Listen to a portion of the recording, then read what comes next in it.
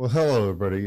This is Jeff Ruby with Caballeros de Yuma, and I got Derek Egeberg, Russ Jones, and our special guest, even though everybody here is our special guest, but we're specifically here to highlight Chuck Eckenroth, along with Russ Jones. But our main focus here is to talk with both Russ Jones and Chuck. But Chuck was our first Captain Midnight. And we're here to talk with both Russ and Chuck on the beginnings of Midnight at the Oasis and how both of them were integral parts in researching Midnight at the Oasis. But we really want to hit on how both of them became Caballeros. But ultimately what you're going to learn here is Chuck was the first Captain Midnight for the first 2 years of Midnight at the Oasis. And I wouldn't have learned this if it wouldn't have been for Russ. Russ was the integral part of giving me this information and helping set up this interview. So Russ, I thank you for first getting this and getting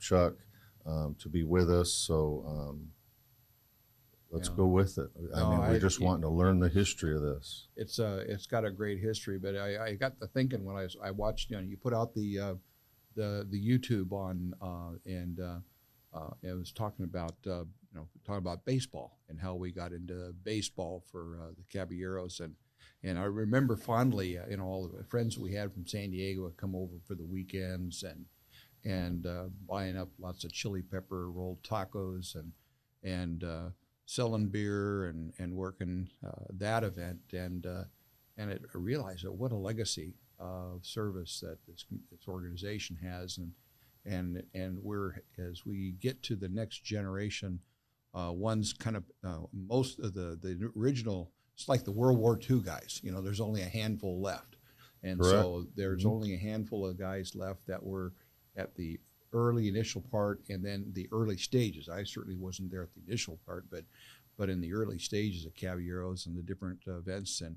if we don't capture that somehow, the new Caballeros are not going to realize what a rich history of service that we have as an organization for this community. And this guy was a big part of it. He was my sponsor. Huge part. And you just hit some major issues there, major points of us just not wanting to spread this out for the Yuma community and the state of Arizona and anybody watching this this information on our YouTube video here throughout the world. But we're helping educate our current Caballeros that, I mean, this is the first time I met Chuck. And I've been with the Caballeros officially as a member since 2014. I've been helping the Caballeros for numerous years before that. You've been with the Caballeros since 2013. 2013. Yeah. And first time I've met Chuck, because, I mean, really, he's kind of a, not retired member, but he's in a life status within our membership. So he doesn't need or require to come out to events. And because he's worked his time, and as everybody's going to learn here, they're going to learn how much he did back in the past. Oh, yeah. And so we're not just educating everybody here watching our video, we're educating Caballeros on how our events started. And hopefully inspiring other young men in the community that want to serve their community to be inspired to hopefully get invited to be in Caballeros. To be in Caballeros, or just be open to think of an event for your community. I mean, it doesn't have to be for the Caballero. It doesn't have to be Caballero. Just look. You're helping your community. That's true. So if I can ask, you mentioned something that the first Midnight at the Oasis had 12 cars. I think it was 11 or 12 cars. 11 or 12. We were anything we could scrape up. Like I said, and so for two of the younger guys in the organization and people who have seen the event in its really premier status forever, you guys had some decisions to make on what is this and what does it look like? Because the kids that go to the show now see 1,000 cars and bands, and it's just a great event. But that's not what it looked like when it started. How did you get through that mindset of, A, do we do it? And B, is this really worth our time? Because this is a working organization, not a status symbol organization. Well, like I said, when it originated, we came up with the idea, and then not Midnight at the Oasis, up in Reno. Hold on. Hot August Nights. Yeah. Have 4 or 5 venues and one of the largest shows in the country. And I went up there and met with a gentleman named Randy, and I talked to him into coming down here, and he presented the whole thing to the Caballeros, and he said it'd take about 5 years, and he was spot on. Yeah. And he says it just grows gradually, and thank goodness for the Caballeros and their wives. The wives helped out too. Mm-hmm. But all through the years, I mean, everybody pitched in and made this event what it is. The Caballeros made this event. You know, that was a tradition in back into baseball. Like, again, that kind of transcended. We were in baseball, the importance of having our retreats, because it was at a retreat there at Ray Kroc in the same room where we meet to do the final stuff for Mado. In that same room is where we had our retreat there, and we're kind of bemoaning like, okay, baseball, you know. Sam Pepper and other guys are saying, "Hey, we're done on baseball. And trying to come up with other ideas of what we're gonna do." And then Eckenroth, excuse me, Chuck. It's out of respect I say that because he was my sponsor, but came up with that. Yeah, well, what about a car show? And because he mentioned that he'd seen another one, and so. It was a small group that it was Bill DeNice. Who else was in that group? There's about 5 Caballeros that were involved. Bobby Cameron, Bill DeNice. Yeah. I can't remember. Yeah, it was a small goes group. Back 30 years. I can remember hardly what I did yesterday.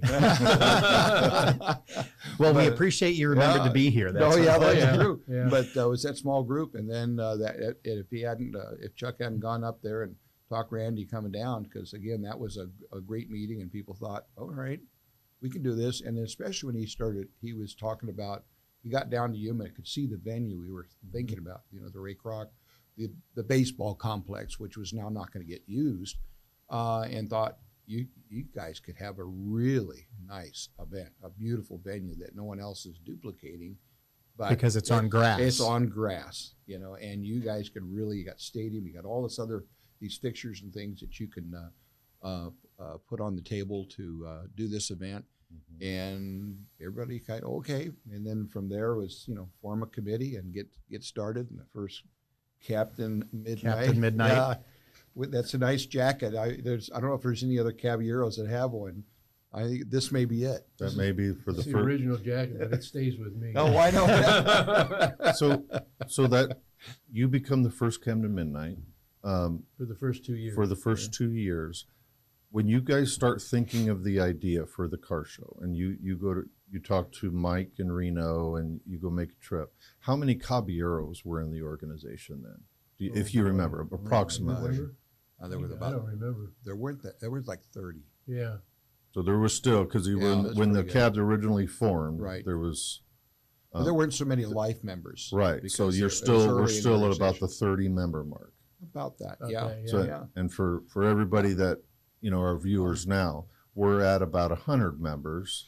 I mean, we've lost members through the years. That's true. So that's true. But right now we currently have 100 members. But that's including life members. That's including life members that are in that retired semi-retired status. status. Yeah, If what the public sees out of the current red shirts Mm-hmm. out there, they probably know familiar faces of about 40 to 50 Caballeros, because the others are in that retirement or that life status. Active life. So back then, you had 30 members, and that was it to plan for a whole brand new event, because you were working with 30 members, and even though our spouses aren't required to work, they were working when the Padres, they were working the other events. So couldn't have done it without them. No. Just couldn't have done it without them. So when you become Captain Midnight, was that asked told? I mean, you were part of the idea, so they were like, well, Chuck, guess what? You're voluntold. Yeah. No, it just happened, I guess. And I was happy to do it. You were just happy to do it. It was exciting. Yeah. And to watch this grow was amazing. Was there pressure? I mean, did you feel it? No? No. Because now the pressure is... The pressure is on. Huge event. It's a huge budget. a lot of, if you have rain or weather. So I remember one time we had, early on, we had, that first show we had some weather, didn't we, one day? I can only remember one Yeah. time when it rained, and everybody got their chamois out and wiped the cars off, but I can only remember one time. That's one of the We've been reasons why this fortunate. is such a fabulous event is because of our weather. Correct. Mhm. True. And they don't like to get their cars wet. Yeah. And we perfect weather here. Yeah, we have back then what we did for sponsors in our sponsor package. We did it the very first one too because Chuck wanted to see what it looked like and what it was going to look like, and we wanted to figure out how the traffic was going to be. So we took the plane and flew up and flew around and I took remember that, pictures and yeah, everything to yeah. see what it's going to be. Okay, we're going to do traffic this way, and they're going to come in this way. And that's where we got the idea. We looked at the picture, said, "Well, this would be great." Somebody, it wasn't me that came up with the idea, but we took the aerial up. Was it Bob Worley Really, yeah. with the Sun? He was the photographer. Randy Hoff is their photographer He worked now. for the but newspaper. he worked for the Sun then, and actually that's when Sam was the editor I think so. at the yeah. time of the Sam Pepper was the editor, and so Bob was like wet. He was 80 pounds at best, and I always worried about him because I would open up the windows of the plane and hold them open, and he had his camera, and he'd get leaning further and further and further. You'd be worried out about at- he's gonna I'm over go here out. like this. I've got his belt like this. I'm flying the plane, and I've got his belt, because I'm worried that we're going to lose all. So you were doing aerials on the very first Yeah. Mado, Oh yeah. Yeah. We did And- them every year for a long, long, long time. and I'll tell you, those aerials are still important today. Mhm. Yeah. From a security operations, because I'm part of the security operations group. This year, Sonny Hickson is the chairman running that. I had been running that for a few years, coming from the law enforcement community side. But Sonny's running with that since I'm on marketing, but he's full force on it. But we use those aerials to help get the current layout of the past Mado. And as we do our hot wash after the Mado, what worked, what didn't, and as we're working with our community, the Yuma Police Department and the Sheriff's Office and Fire Department, and those aerials still are important to us. we haven't done them And- for a few years, and- but we used to take them. They take them in, and I've got a bunch of them in my office. I'm sure other people in town have them, where we take the best picture of the show, and then put it on a plaque, and then people would have each year on their Correct. on their walls. If we could gather a bunch of those together, it'd be great, because you could see from one year How to- how Yeah, it's 'cause grown, like because we did, we sponsored it every year, so you'd see this little teeny show, and then this show, and this show, and this show, and it get bigger, and then the other pictures of the traffic, it was the small lines to chaos. because Chuck, for now, where you started back as the first Captain Midnight, 12 cars. Out of the 4 fields now, we have main field, and then we have the other 3 fields. And Field X. I was just getting to that. We have 980 spots, I believe, aroundish, Yeah. on main field, which is field 1, but main field, and then the other 3 fields. We've now added a field X that's out on Caballero Lane towards the par 3 golf course. Oh, okay, by the tower. We've added, we call it field X, and it holds 30-ish cars. 30 to 40. Yeah, approximately. Just because we keep getting sold out, and Wow. so That's we've amazing. grown to that. And now they've been, depending on the Captain Midnight, they've been like when Travis Smith was Captain Midnight, he allowed square body pickups. So we were still a classic car show, and then he allowed classic or square body trucks to be out in that area, kind of testing the age. The different stuff, the age, Yep. all the Right. fire engines and stuff we get Well, now. Yeah. and I've got 2 questions. So number one, Chuck, seeing this go from 12 to 1,000. Was there ever a point at which you didn't think it was going to work and you were stressed about it failing? No, Yeah. we never let that enter our minds. Yeah. And again, I got to say, all the Caballeros have a positive approach to it, and they have for all the years, and they're the ones that made this show what it is. Yeah. And kudos to you, gentlemen, and all the people that started this before us. I think you hit something that they worked on it and just had the belief that it would turn into something. Yeah. Exactly. And the Caballeros are not a status organization. It's a working organization for Absolutely. the community. So you guys put your blood, sweat, and tears into this event along with your families because it's to the benefit of the community, not because it's something that you got any kudos out of. No, absolutely. And it a lot of it attests to leadership. You know, I always look at Caballeros. It's not a leadership development, but it's a leadership polishing organization because you've got a lot of very strong, opinioned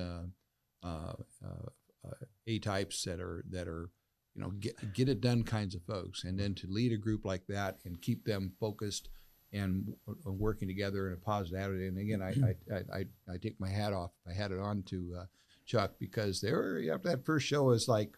Okay. It's a little scary. It was a little scary, and he said, "No, we'll do this again. I'll take it." And he was, you know, he was confident, and we just we bought into the event. We bought into Chuck and his leadership, and over the years we've had other folks step forward into those leadership positions, and selfishly. I mean, it's just selflessly. Excuse me, because.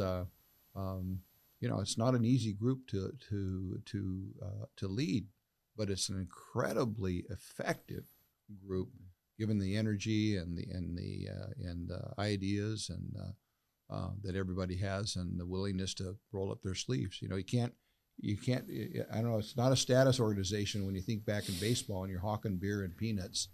Oh, yeah. Done that before. Well, what I can help you know, let you know, Chuck, is where we're at with Midnight at the Oasis is, you know, we have vendors that are out on the main field selling, you know, numerous things, and some of them are mom and pop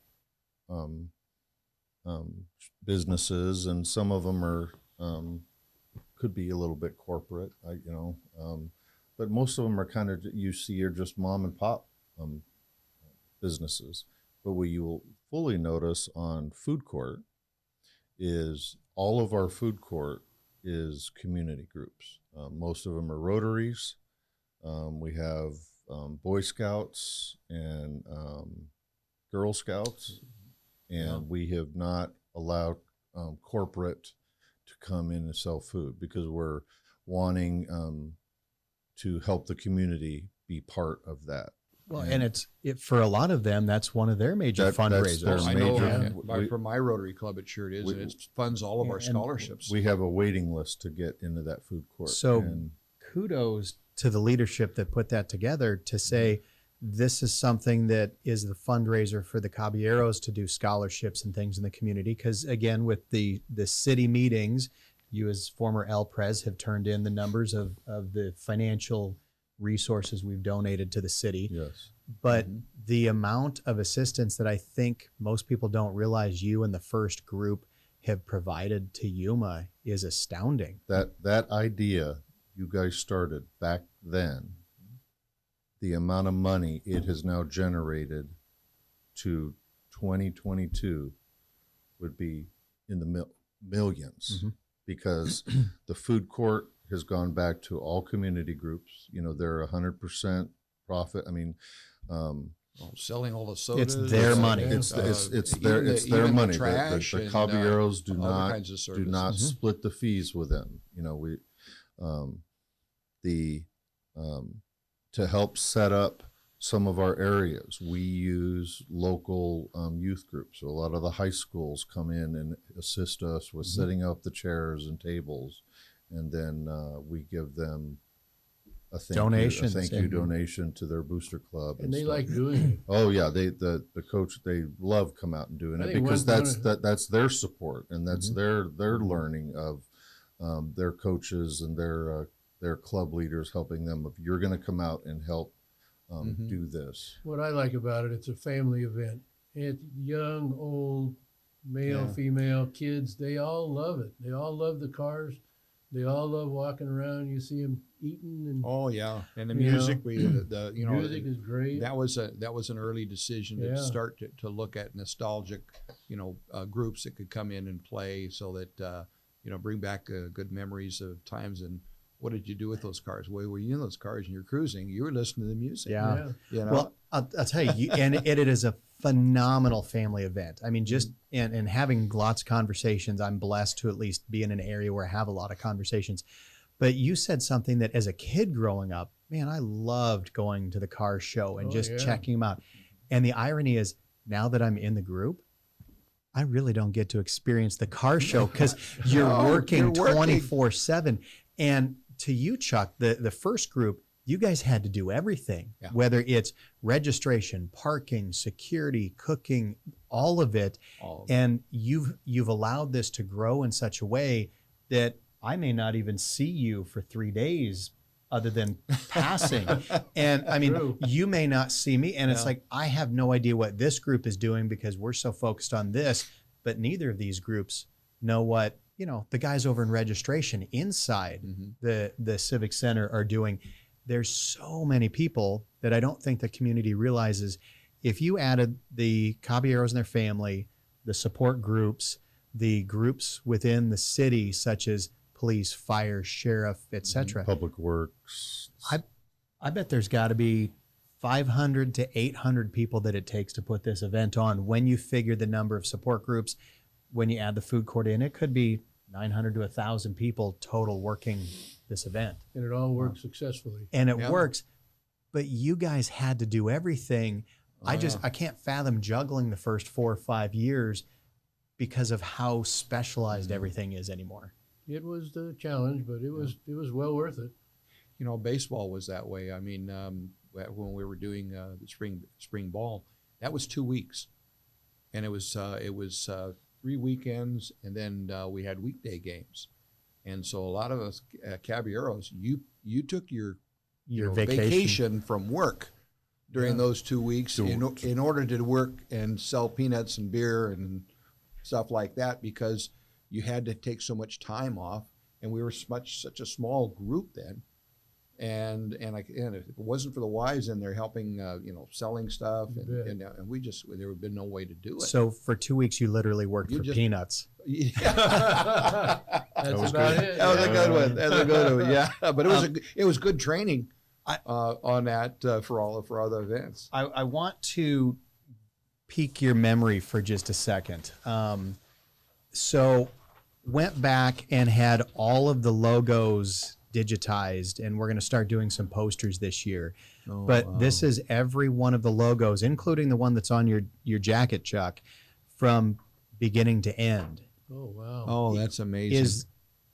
What memories come up when you see these and you think of, were there conversations with some of the entrants? Were there difficult things, or is it, what's the pride looking at what you've created?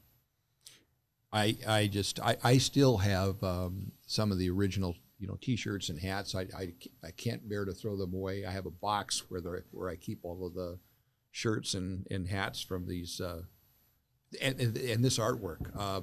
Going out originally, that became a community event, and we had people vie for coming in and coming up with logos and stuff like that and the artwork. This is some beautiful, amazing artwork. It is, yeah. And one time I had a thought that would be nice. Would it be fun to get something like this, or put together a booklet that has all this? Because we have some people who've been coming to this event for 30 years. 30 years. You bet.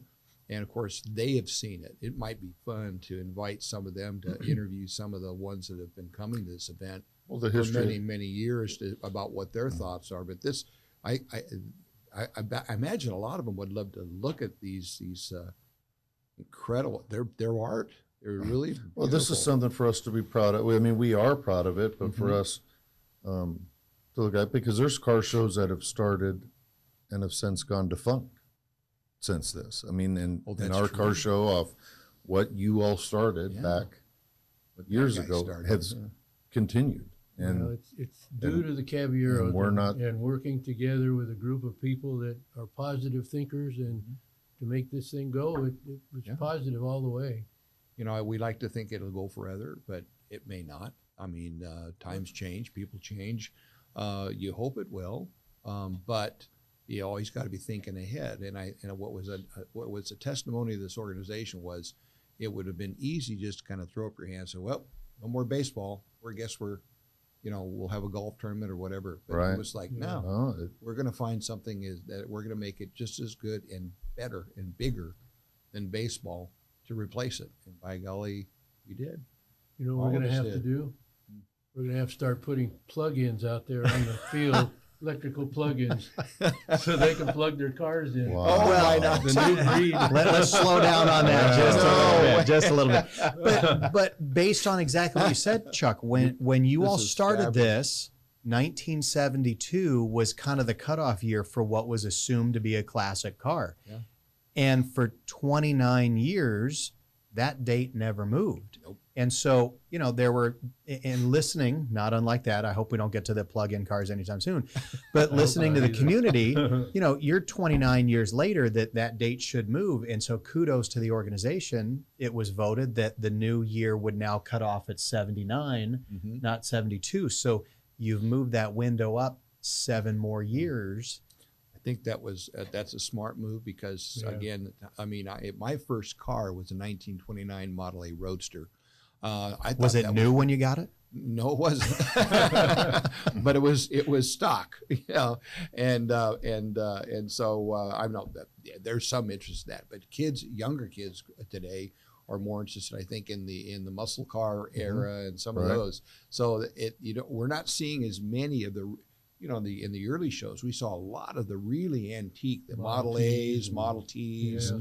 and stuff like that was there. We don't see that as much anymore. It's moved forward, and that's an evolution that's very smart of Caballero's leadership to think ahead and move this ahead so it remains relevant for the market, for the audience. Mhm. Not that you forget those old ones, but the really old cars. But moving it forward like that, I think is a great idea. And every one of those old cars could still come out Oh, should sure. the owner Oh, yeah. want to bring Oh, it in. yeah. So exactly. we're not Yeah. eliminating anything. No. But what you notice is a lot of the newer stuff. It's the resto mod. It's the old body with the new drivetrain and the kind that you jump in and you don't have to worry about overheating in the parades and because that's been a thing. We've always tried to do our best to factor that in, but sometimes we get 500 cars in the parade, Yeah. and it's hard to get 500 cars moving all at the same time with no stopping. And Yeah. I don't know if you're still doing it, but in the early days, we had a crew their job was to help get and cars start. going, get them going again on the parade route because a lot of them I wouldn't think make it. there's 2 openings in that committee. If you 2 gentlemen want to come out this year, I'll pass. Yeah, that's a thankless job, but Yeah. but important. and for you both, talk about the thankless jobs, because we as the community see Midnight at the Oasis as this polished event, but there's trash, there's porta johns, Yep. there's cooking, there's things that the community doesn't see. Oh, But yeah. if you don't have trash taken out, walk through the field and see if you see any trash No, laying on the grass. Yeah. And that's another reason this venue is. And I've heard this from folks that participate. It's everything's so clean and neat, and everything's done to keep that way. And not all events do that. And that's something that we have. We've always done is keep it a very clean, beautiful venue for people to enjoy and come out with the family. So. Yeah, no, that's off. But you got other jobs like, Bobby and the cooking crew and cooking up all the food for the folks. And you get 1,000 cars out there. That's what's that? 2,000 or 3,000 people that come with those cars. feeding all those people a couple of times, and we plan on having them it's- doing a podcast interview with them to help educate everybody on that's on great. that feeding, because to help people understand, to keep them there so their cars are visible, starting from when you all first started the show to where we're at now. We need to feed them so they leave their cars there. Oh yeah, And they So- love it. They love the Oh food. yeah, love they the they ham and love sausage. what Bobby and them feed. So feeding our car entrance and our sponsors that help offset our costs and all that, we feed them 3 times during that event, and we're going to do a interview with them and help educate everybody to what Bobby and them do for Mado and Yeah. some of our other events, because they just don't understand the dynamics of how you much should food they- talk to the guys that do the striping, because the original Oh, guys we used string and measuring tapes, to do all Yeah. that stuff. Now they've got GIS. and they got tapes GIS, and all but that stuff. they're still But they got a lot more cars to deal with and fit Yeah. into those spaces. They're too. still doing some string out there in some area, because they're still plotting, Yeah. but they, Now, I want to go back. That's So, a talking tough- about field layout and striping, everybody's got their own spot, but talking about the organizational change, back in the old Wild West days, you guys just opened up the gate and gave everybody a sign, and they ran to the spot they wanted, and they hammered them Where it in. was. Yep. How dangerous, but also how entertaining was it to watch 400 or 500 people go run for their spots? Well, the worst part was when one of the ones were on the main field had their place staked out, and it came time to go on the parade or the poker run or any of those other things, and they'd come back and someone had moved their sign, and Ralph, some of the security folks would have to deal with very irate car owners that wanted their spot back, and this kind of thing, or they came to the next event and just assumed they'd have their own spot back, and it was reassigned. And, it was Yeah, reassigned. or- That happens. That happens even nowadays. Even nowadays, yeah. Yeah. And then we always had the issues with the different clubs, because they all want to be together, and so being able to map out enough spots for 10, 12 cars that are part of a club coming from Southern California or someplace is a challenge. So, and again, jump in, because you've been on that side just as it changed from stakes to plotting. But that was a huge step forward for the organization to say, okay, y'all just go find your spot, to now you've bought a spot and the office has it mapped out of who has what of 1,000 cars. 1,000 cars. So now it's Amazing. not a group of guys having to go hammer signs into the field. Now it's work on the backside that somebody's plotting where all these clubs have to be and trying to fit people in. And that's a 3 or 4 month deal. It's huge, and we're having people contact Marissa, our office manager, as soon as Mado's done. I mean, they're contacting her there for the next Mado, but they're hitting her then the week after already on when do you open up next year's Mado, because we want to reserve our slots. Especially the club, because they're wanting to reserve so many slots. And we do our best to work with them too, but we are doing our best over the years now to be professional about it, but we're also saying we'll let you reserve these spots, and there's a fee with each spot, but you better fill them, because we have had some years where some clubs will reserve spots, but then there's empty spots, and then they use a spot for Tents. for tents, and that and that's not what we want. Yeah, Cars, camping out we there. want cars in those spots, not so. But Now- huge thing for Marissa, because they're On the parking, when you have the big the dance and all, I mean, organizing things so that you've got people there looking at cars, but they didn't sign up to go to the dance, they don't have tickets, and so you got to get all those Escort folks them out. out, and so you're really having every day you're having 2 events. You're having the show, and then you have the big show, the Correct. entertainment, and being done at the same time, and moving cars in and out, It's those are the tough jobs that we gave all of the new cabs. That was Oh yeah, we know we know what those okay, are. Yeah, those jobs. You new cabs got those things. So you talk about saving spaces. I've been in the parade every year, and I've watched the crowds grow and grow and grow. And the same people get the same spot every year when there's groups of them. And you go by and you're the kids and they just. And some out there with grills and cooking, yeah, and I mean they love it. they've been out there for hours. I love going in the parade. Yeah, I was thinking I took a we haven't taken pictures aerials of the parade. But we've done the show. One of these, I think you two, that's your job this year. There we go.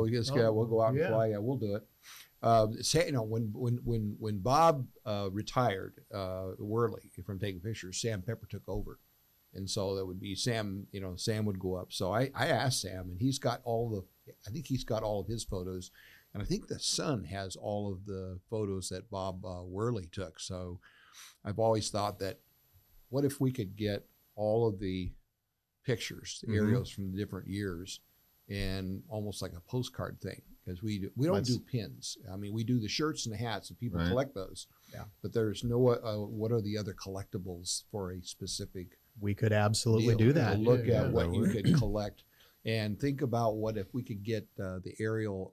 We could find that aerial photograph of the very first one, and have Captain Midnight sign that. That would be too cool. Be worth a lot of money That there. That would be. I mean, that would. Yeah, Yeah, that would be a collector's item. Yeah. Chuck, let me ask, from day one, when you had 12 cars and just figuring this out, did you ever imagine that parking would be an issue, having to park cars at the Desert Hills driving range and the Arroyo Dunes driving range? No. Yeah, I never imagined it'd ever get this large. I mean, it's amazing, did. Just amazing. Again, I got to give credit to the Caballeros, because we all work as a team, and the wives were out there working, and you never hear anybody complaining or anything. It's just teamwork all the way. Yeah, it was. I don't think anybody imagined it would get this big. No.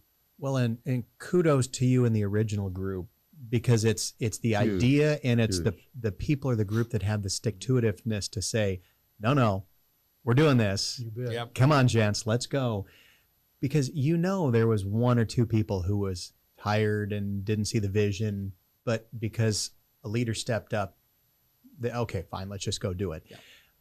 And that's what I appreciate about listening to the stories is, I don't know what it would be like to put on an event with 12 cars and the what if it doesn't work? Yeah, what if it doesn't work? I don't know if that would go through with the current group. Whether they wouldn't. Not. They're used to big now. Yeah. Because what you all started 30 years ago. I wouldn't want to do it again. They're used to what events look like now. Mm-hmm. So that's their starting point of what they expect. Yeah, you think about the when we were doing the AWC, we were doing the bowl football thing. We used the plane. We went out and used that aerially to map out all the fields and figure out where we would park and how we would move people and where this would go and where that goes. So we started with an aerial of that one too, and it turned into a beautiful, wonderful event. And we coordinate now, Chuck, with local law enforcement and fire department, because now we have to look at the counterterrorism aspect of it. True. And we have a duty as the Caballeros to work with the city of Yuma and Yuma County and our federal partners to ensure that us bringing in these many people within that weekend, 30 to 50,000 people that, that could be a target. And our security operations is very close with our public safety partners. We didn't have a committee for security back then. We didn't need it. We were the security. You were. Yeah. But for you two, and maybe you guys haven't seen what you and your group have put together, there's the security ops meeting where you're going through safety and security exit, call signs through the radio, a order of operations if something is to happen. And so for the community's benefit and some of the life members, it's not left to chance. It's as much planning as you can put forth. Yeah. No, when You you have lost child planning. oh gosh, yeah. It's when you happened a couple of times. Yes. Oh yeah. Oh, yeah. When you have 100,000 people going to an event over a weekend, if there was an incident that causes panic, how you manage that many people without more people getting injured or killed just from the panic of something happening Exactly. is huge. I mean, it's a big responsibility. And to your plan again, being able to open up other exits that are not used as entrances right away, and how you do that. Some of those things, again, I go back to what was it like to plan a 12-car show versus or what's it 20. like to plan a 1,000-car show. But the second year, I mean, we more than doubled the cars. I mean, we Yeah. pretty much doubled the cars every year till we got to the point where We're just more recently, maxed. where Ran you're out of maxed and you're trying to fit a few more in here and there. I remember having the discussion at a MATO meeting where we thought that maybe close to 7 would be the most you could possibly get. Cars out. or 100? Cars. Okay. Yeah, 600. Okay. Yeah, we were that was going to be it, and then we got it to, I think, 8. I remember we got it to 800. That was like, wow, and that wasn't too long ago. We haven't had that doubling. There's a point which I don't think you can grow that much more, and in one single venue unless you start doing other activities. I think that would be tough. That would be tough. Chuck, when you look back, what are your fondest memories of this event? Just the excitement of the people and the kids and their smiles and I don't know, just watching the people and seeing them look at these beautiful cars and I don't know, it's happy people. Everybody was happy, and I think that's the reward. I don't know. I'm just. That's for me the same thing as watching dads with their sons and daughters, Yeah. showing them a car that maybe they had or wanted to have way back when, and going through the show. Oh, I and- remember that. I used to have one of those when I was a kid. Yeah. My dad used to have one of those. So what car do you have? I don't have any right You don't now. have- No. So- I've had them and I've sold them, and I don't know. The one I really, really liked the most was a '63 split window coupe Corvette. Ooh, that's Wish I had that thing now. Bill has it or has one. He has one. He has He's a got beaut- one of everything. I know. I had in college. I had a '66 GTO. So I had a GTO. yeah, a great car. Green. I have one now, but it's a 2004. Yeah. They I don't did think that counts. No, That they doesn't can't. They count. did a retro thing Yes. for a GTO, but that's those are nice I cars. get to, every year I get to drive a 1941 Packard that Bill has, because I was born in 1941. So that's my car every year. I drive. it in the you get to parade. ride. Wow. Yeah. I've got an '82 Lincoln Town Car because I missed. Hey, it we by stopped three- at 79. I know Sorry. you guys killed me. That was my dad's car, and I restored that. So Chuck was your sponsor into Yep. the cabs. When did you come into the cab? Oh my God! Oh, I don't know, 40 years ago. Half my life I've been a Caballero. Yeah. Who was your sponsor? I have no idea. You don't remember? I don't remember. Oh my gosh! I remember you being I my can't remember what I did a year ago. sponsor. Probably didn't need sponsors probably back then. Probably said, hey, can you work? Let's go. So before we went on camera, I was learning a little bit about you because as we talked there, this first time I'd met you. You're not a Yuma boy like me. I came from Phoenix, and you I were feel like I am because Yeah, I've lived look- here most all my life. and you came to Yuma in Yeah. when did you get to Yuma? In the 60s. 60. So I mean, you're a Yuma boy. Oh, yeah. 'cause, Yeah, I love Yuma. and you've been on the cab since over 40 years. Not over, around 40. Around Yeah. 40. Yeah, I remember I got my Trente plaque for my Yeah. 30th year Yeah. some years back. And yeah, I'm proud. I mean, I'm Oh, yeah. proud of these guys. Well, we're proud you of what guys. And, you know, I mean, and what we plan on doing with these interviews and educating the public and ourselves Mhm. and our current cabs is learning from you all on how the original idea started, because, I mean, I think it's a good idea to go back into history, especially for the new guys, you know, because a lot of they don't know what happened years ago. And, Yeah. You know. well, I grew up in Phoenix, so Okay. I grew up knowing the Thunderbirds. Thunderbirds, I, oh, yeah. because the That's- Thunderbirds were huge in Phoenix. So, you know, for the people in Yuma, my wife, she grew up knowing the Caballeros and the events that they did. So when I come to Yuma and we meet, we get married, you know, I'm learning the Caballeros, and then I'm learning that they're the same thing, you know, entity that the Thunderbirds do. Yeah. You know, Thunderbird's so still around? they're still going. I They're mean, still they're going on. Waste Management Open, and Oh, you know, that's they right. That's do right. You know, that big event, you know. they so Shoot. but- So what question is what's going to be the next event we do?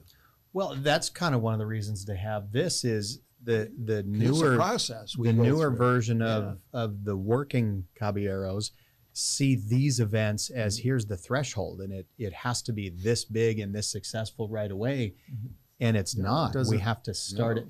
Not unlike what the Bull of the Desert has started and turned into. Yeah. It's now, you know, that strong man, strong woman competition started with, I think, 20 competitors the first year, and now we're sanctioned as a qualifier for the national championship. And you know, Julia Smay's a huge supporter of us, and we keep pretty much doubling competitors each year. So I mean, that vision of really what Travis Smith started with, of let's do a strong man, strong woman competition, and it started with the same vision you all did back then, Yeah, Chuck. I and remember listening to him now bring up we're- the idea. I'm going, and I looked at my body at my age and said, I don't think I'm going to be better. What But the heck? there's a But we're- category for you. Come on, it's okay. but we're running it at a time of year when the weather's good, and we're Yeah. getting more positive comments from the competitors, you know, so it's And Yeah. back to that thought, though, having been in the group for 40 years and seeing what it's like to take an event from beginning to, you know, polished perfection, if you will, what other ideas have you guys come up with on camera or even off camera that the group needs to put together? Because the group is, how do you promote Yuma and family fun, friendly type things that, I mean, watching you guys talk about Mado, you guys smile hugely because you enjoy it. Oh, it's a lot of What fun. other events would you think the community needs and the Caballeros can get behind? You know, I think a lot about the new complex out there. You know, for softball and The PAC, and yeah. PAC, and that whole infrastructure and what the possibilities are there. I look at what we're doing in the community with our bike paths and the wetlands, and trying to think, okay, what can we do? How do we incorporate that history with some activity that'll bring people into Yuma for a weekend and have outdoor activities, because we're about outdoor activities. right. It's one of the things we kind of stress. And so we used to have you know what, I think it wasn't our golf tournament at one point, PGA, it was a kind of a pro-am or I think type thing. so, Yeah. yeah. We had those way back when, kind of fell out, but I'm not sure if any of those things are worthy coming back. We used to do the Colorado River float down. That was a riot. That that was more like over the line, and so the people's T-shirts and the names of their floats are not for prime time. Right. Shall we Right. say? Probably shouldn't talk about that much. And we had things like wet T-shirt contests and stuff, but I don't think you can do that. Did you anymore. win or did you win, Chuck? Who won that I'd contest? probably have We a just better won. chance. Yeah, we exactly. But yeah, those are some old events, and they have their time, and they get to a point where they that's about as far as you're going to get that, and so but other events like this one started off the same way, and it grew and it continued to grow, and Strongman is another good example, but it doesn't hurt. I mean, we have our retreats, and to look at older events. Are any of them ready to come back again in a different format and a different venue, or do we need to look at something else and get people excited about coming to Yuma for a weekend? Chuck, if I can ask, and I know the Midnight at the Oasis and being the first Captain Midnight is most of what we want to talk about, but you showed your original uniform, Oh yeah. the red jacket with the gold sash, the hat. What was it like representing the Caballeros, doing official greetings, whether it's mayors, governors? I can remember going out to the airport with the sheriff. Every time we have a change of command, Yeah, we go out change there. of command, and people Every fly time we're in. out there. You know, Generals dignitaries would coming fly in. and we'd greet them. All the time. It was fun. We did a lot more greetings back then. I mean, Yeah. any event. I think the funniest one was, though, what was the square dance deal that would come in every year? Oh yeah. And everybody'd dress up in their square dancing, and so it was kind of like, okay, who's because all the ladies in the square dancing thing wanted to dance with the Caballeros in their little outfits. Was you that know, the they thought Golden it was- Road Runners? Yeah. Yeah. Yeah. Yeah, and so they dress up and all to the T. The Caballeros were, and then so it wasn't just a greeting. They had a dance card that they had to get fill out Oh, wow. with all the ladies in there. So Jeff that was, Ruby, you go that was first. like, yeah, all right, who's going to do it this year? I don't know. I was never very good at that. Yeah, Dance card. yeah, Yeah. But that was a big event Yeah. to have there. Yeah, yeah. there And the was some- luncheon, I enjoyed the luncheon and seeing everybody excited and the sponsors, and you know they would acknowledge all the sponsors because there was a lot of them. And then the car, when they gave the car away, you know, and that was exciting. Yeah, it is. Now you can hardly pack them. I mean, you can barely get them all in there now, right? Yeah. In the Yeah. convention center. Do you know when was the first car given away at the first event, or when did you start giving away cars? No, that was No. later. It was later on, yeah. Yeah, I don't it remember was. when. Yeah, I don't remember either, but it was. I would it was, love we to were have- a number of So years. we're gonna before have that to happened. research that. I in some would- interviews. Yeah, I would love to have been in that room when the first Caballero came up with the idea, let's raffle off a car, but we have to Yeah. go buy one first. Well, I think it was. I think the first one was somebody in town. One of the Caballeros had a car, and they put up. So we didn't have to put up the money. I don't think. Would have been funny if it was a joke where y'all just started raffling off somebody else's car. That's like- Now that's a good one. They We would have could- been out of town. That would have been. I said, yeah. Where's my car when he gets back? That and if we can get a hold of some of the old photographs, that would. You know, I can't imagine. I mean, there's families out there of current and former Caballeros that must have photographs and memorabilia. You know what? It'd be nice I to think, be able to I start think we can collecting put them in out. there. I'll work on putting out some communication on that, and because that's something Paige Meisenheimer. I think he would be interested. I'm interested in that, but he's doing the PR. That was but committee. That'd be good. he's definitely. I think he would want to jump on that, and we could plug that into what Yeah. Derek and I are trying to do, and what Derek's helping me with, and come Team up with event. more posters. Well, that's, you know, you look at this and all of this stuff is out there. When you talk about the aerial shots, you know the shots are out there. It's just a question of, you just said, challenge accepted. Let's go looking for find it. already. I've got Now- Sam working on Yeah. one, and I'm going to get a hold of, see if we can get the paper to get it on a shared the- drive, and get all those photographs. That would be awesome. We used to one thing we used to do with, because we depended on the wives so much, we used to do more events with our wives, as I recall. We did, yeah. And like when we went on our annual retreat, we would like go to San Diego or someplace, and we'd make a whole weekend of it, and all the families would go. And so there was events and stuff going on for the wives while we were in our little retreat meeting.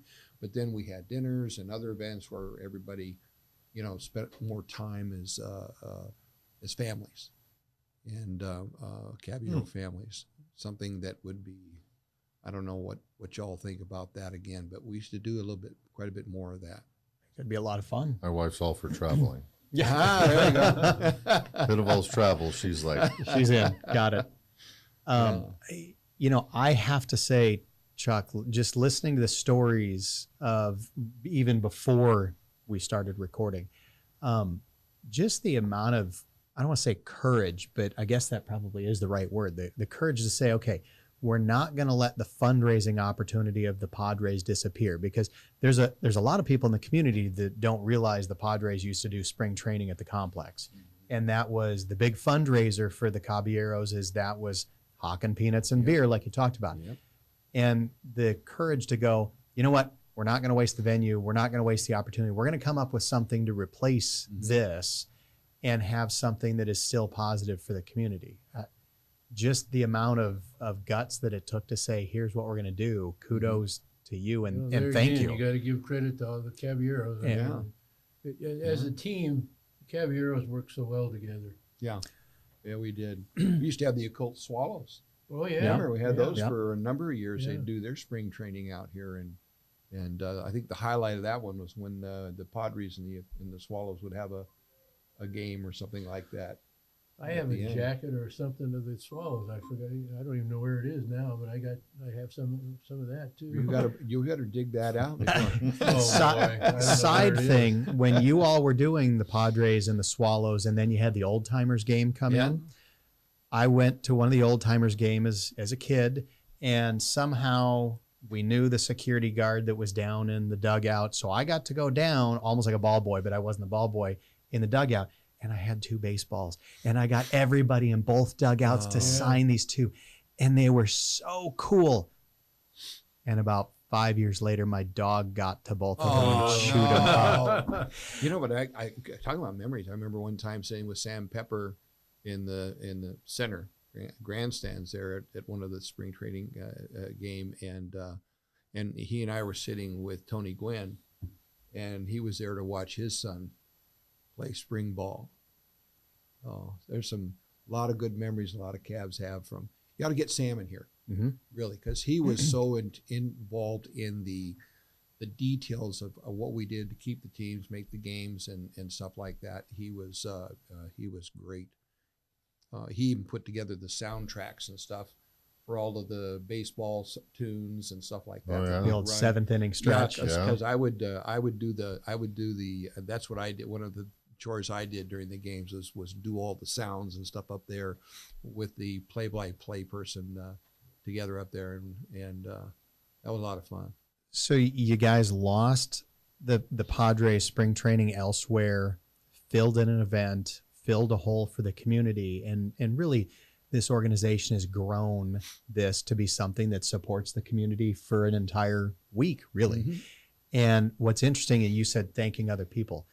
Chuck, tell me about Les Lewis, because as a new guy who's been in the group for 10 years and 9.5 years respectively, Les at his age was still out there all day long working and selling tickets. Here's a guy who's put in his time and he put in his dues. How integral was he to help put this event on? He was a tremendous help. I remember I looked forward every year to go out and sell tickets with him. In the later years, because none of us were getting any younger. But he did a tremendous job. Great role model for young Cavs to see that even if you're a life member, that certainly you don't have to. There's not as much expected of you, but it's what you expect of yourself. He was one of the original founding members. He was. He was. So for the community watching this, what's the difference between, we say, active life and life? There's really 3 categories of membership. What's the difference? So our active members are typically our younger members or newer members that we kind of go on a point system of how much events you work or positions you hold. When you get to so many years in and you have so many points, you can go to active life. You still have to work within our bylaws the same amount of events and all that. The only thing that it allows you to do is miss a couple more of our monthly meetings as an excused absence. It doesn't allow you to not be required to work our events. You still have those duties. Then after you go a few more years, and you have a higher threshold of points, you can then go life. Yeah, it's points in years. And then when you have life, points in years. then you're at a point where you are kind of in a retired status. You could still work events, but you're not required to come to our monthly meetings, and you're not required to work the events, but you can. We definitely open the door. So before you go down that road, so Les was a life member for quite some time and one of the original founding members, and he was still there every Mado hawking tickets and talking to Bill people. Esmeyer. I mean, there's a bunch of them that would just stay there and they would help and they would show up to the events. And even though they were life members, especially when the big events would happen, they would come out and sell beer and bring their spouses and because of that old tradition. And that's what I love to let people see in the community is it's a working group, and even the guys who put in their dues come out and work the events because the working was the fun. It's not just polished showmanship. So, Yes, It's exciting. No, you it know, is. And if you work someplace, just to watch the people and the kids and how happy they are, and it's a happy event. Yeah, and it's a great feeling to be part of an event that you've been with for so many years and watch it evolve and improve and get better and bigger and that's exciting. That's very rewarding. Did you get a chance to listen to his tapes? Do you listen to YouTube or watch YouTube? No, I'm handicapped in that. No problem. You got to do that because Jeff will put it on 8-track for you, and we'll get you a copy. So that'll be good. That'll work great along with my beta stuff. So from where we're going off with this interview to help everybody understand the history of what you've done and the Midnight at the Oasis and the first Captain Midnight, Les did a series of interviews with, having a mind blank. It was Bill. With Bill Edmeyer. Esmeyer. That's Bill Esmeyer. Had a mind blank there. Yeah. And it was a 6-part series that we put out there for the public to watch and listen to. And it was how the Caballeros formed. They talk about the Padres, the tower lighting, the first official greeting, and what the other one was. But they just some quick little. It's about 40 minutes of audio, but we have some spliced pictures in of stuff. And, I'll have to listen to that. Yeah. Very informative. Yeah, you should. It's interesting. That's where I got when I was listening to it. They talked about that Midnight. I said, they got to get Chuck in there. Yeah. So, and that's where we're growing from. Now we're getting more. We're diving into specifics about Mado, and and this isn't going to be the only Midnight at the Oasis interview. But we're hitting the first Captain Midnight and the initial ideas of going with it. And then, like we're going to talk about Bobby and the cooking crew, and just start going from there. And try to get Sam in here to talk about. Sam's going to be an integral part into the baseball part of it because he's got a wealth of knowledge there, and I know he's got a bunch of the pictures, so we're going to have to tap into him to get the pictures anyway. I've had Bob Madem contact me on holiday pageant and the initial planning for that, and so let's get everybody educated on how that went. Yeah. And Richard Sprague has done a good job too with the car that they raffle off, because he keeps it at his place and then he puts it in different places to sell the tickets, and he's done a good job with that. Kevin Smith there. Yeah. So Awesome. for the public, Captain Midnight is basically the CEO of the event. You're the end all of end alls. So the first 2 years, you're the buck stops here kind of guy. Were there decisions that you stressed over to put it together? Were there things you had to say no to? What were some of those that as the president you had to? I just look at it as the excitement of watching it grow from those first cars, begging people to come, cars that we wouldn't even look at nowadays. And the excitement of the people, and it was just a tremendous thing to watch it grow. Yeah, back then we were out trying to the Mado committee was focused on trying to convince other people at other shows and groups and car clubs to come to ours because we needed more cars. now we have just the opposite problem. We got more cars than Now we we know what have- to do with. Exactly. Now, We've even had people international come, Yeah. Germany and other places to put their cars in. Yeah, one guy came from Australia once. I Yeah. don't know how he got his car. Now, interesting, you've said MATO, we've said MATO. Internally, we know MATO stands for Midnight at the Oasis. And a few years back, we tried branding merchandise and logos that said MATO, and the public didn't know really that MATO was MATO. Mm-hmm. They still, it's Midnight at the Oasis. So it's interesting, as the dialogue is MATO, you know you're talking about an internal dialogue versus Midnight at the Oasis. Well, But they go- had that song, Midnight at the Oasis. Midnight at I the can still remember Oasis. Oh, that. please don't sing that again, No, Russ. but that was our song. we used to know that was our song for that. That's where when we talked about the original one, that's where. Okay, that I want to came from, see you was that two song. serenade the camera and sing that. No way. I don't Tomorrow. remember all the lyrics. I Um, mean, I'm gonna have to Google the lyrics. I don't remember them. Chuck, name me some of your top favorite cars as you remember the fields. What cars do you love to see on the field? Same question to you, Russ. There used to be a club that brought over their MGs. They had all of, it was I don't know, 15, 20 MGs, TDs and different ones.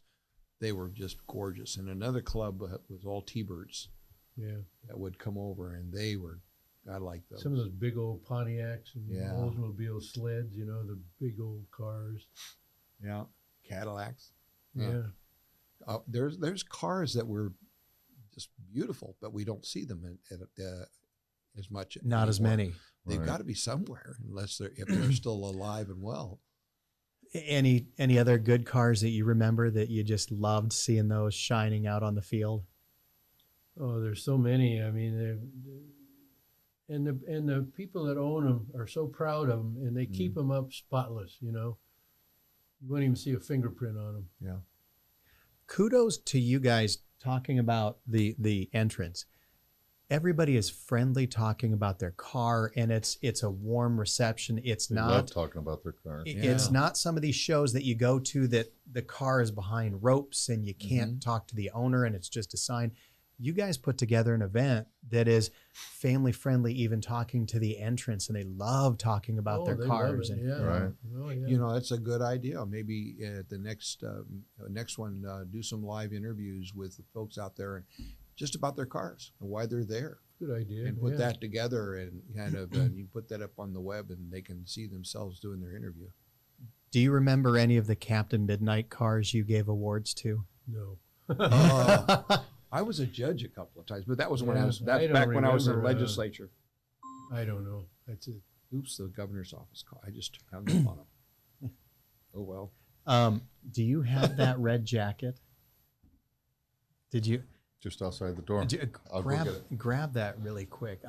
Again, just it's interesting because when we ask questions, watching you two gentlemen smile and I can see the pride of what you two have put into and the whole organization, but the pride in the event and watching it grow, almost like probably watching one of your kids grow same, up. Exactly. Yeah, Um, it is.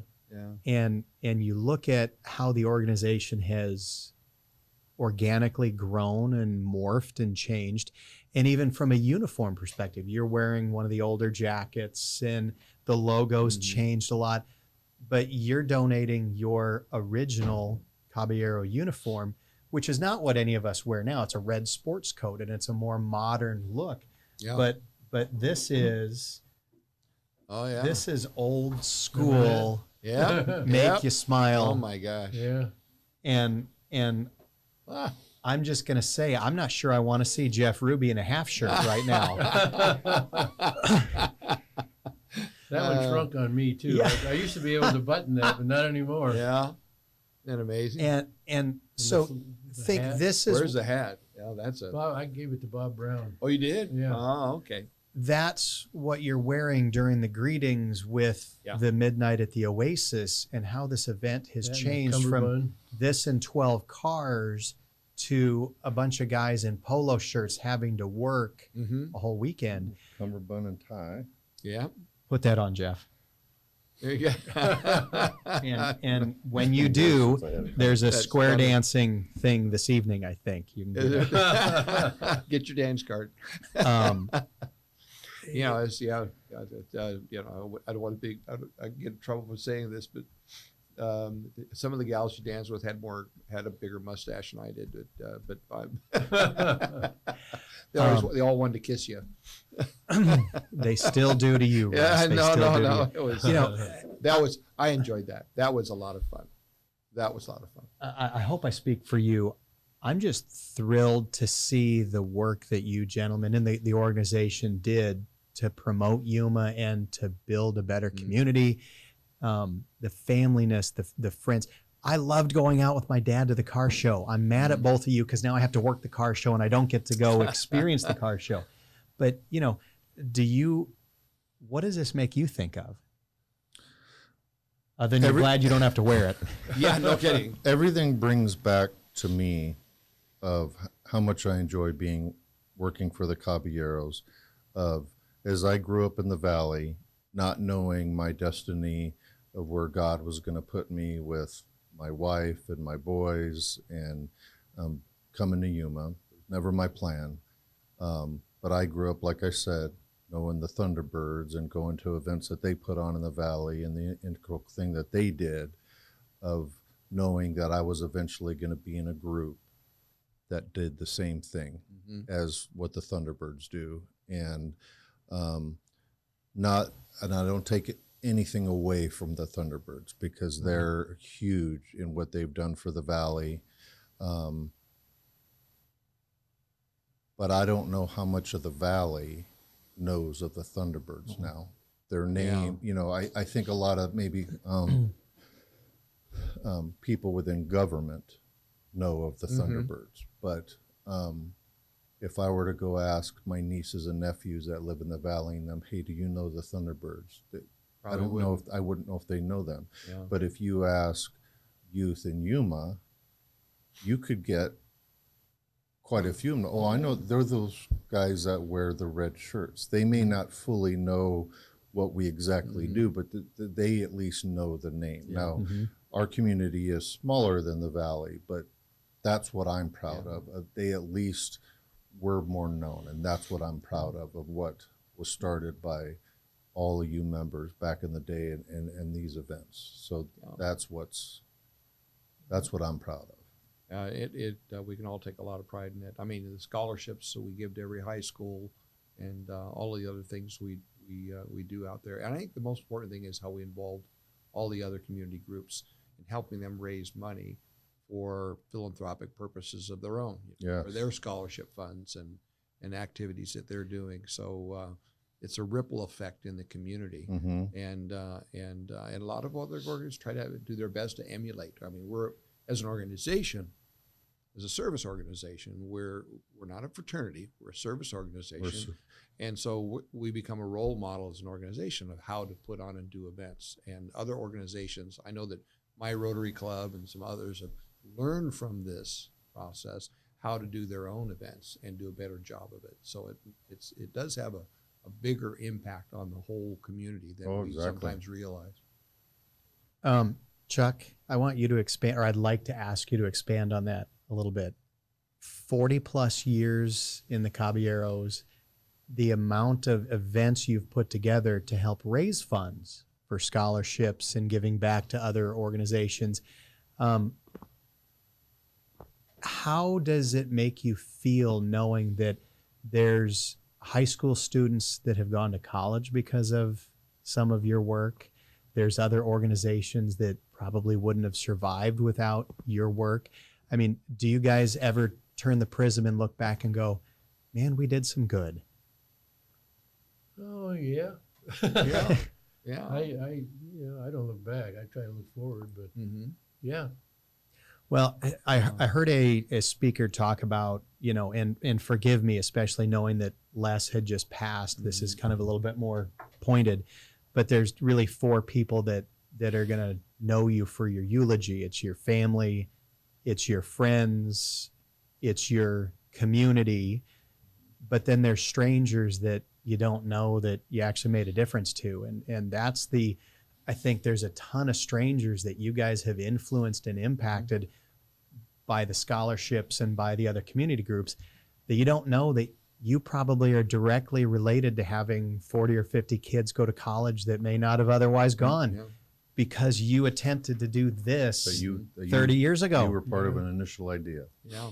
and now that we're getting this message out Mm-hmm. to the masses. You know, another thing we Thank do, you. Caballero thing is important too, is that, you know, when one of us passes, like Les, and others, we go to those as a body, as an organization, to honor the Caballeros that have passed in our uniforms.